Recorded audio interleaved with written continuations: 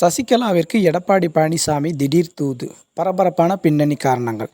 நாடாளுமன்ற தேர்தலில் அதிமுக, பாமக கூட்டணியுடன் அமைத்து போட்டியிட்டால் கணிசமான இடங்களில் வெற்றி பெறலாம் என கணக்கு போட்டது. ஆனால் தமிழக பாஜக தலைவர் அண்ணாமலை மற்றும் அமித்ஷா, மோடி அவர்களின் துரித செயல்பாடுகளால் பாமக, பாஜக கூட்டணி இணைந்தது. அதனால் அதிமுக கூட்டணி வலுவிழந்த நிலையில் காணப்பட்டது. இருந்தபோதிலும் தேமுதிக உள்ளிட்ட ஒரு சில கட்சிகளுடன் கூட்டணி அமைத்து போட்டியிட்டது.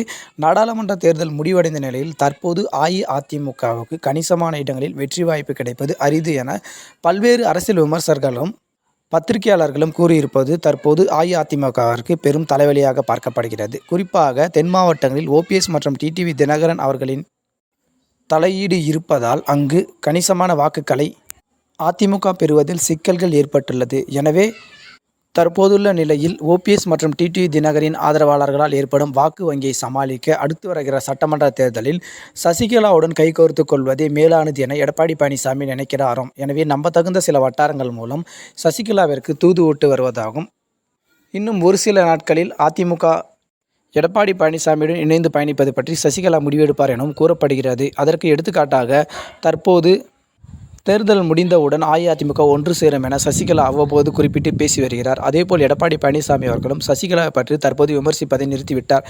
எனவே டிடிவி மற்றும் ஓபிஎஸ் அவர்களின் இந்த பிரிவை சமாளிக்க சசிகலாவோடு எடப்பாடி பழனிசாமி கைகோர்ப்பாங்க வாய்ப்பு அதிகம் இருப்பதாக கணிக்கப்படுகிறது. தொடர்ந்து அரசியல் சார்ந்த காணொலிகளை தெரிந்து கொள்ள நம்முடைய சேனலை சப்ஸ்கிரைப் செய்யுமாறு கேட்டுக்கொள்கிறோம். நன்றி.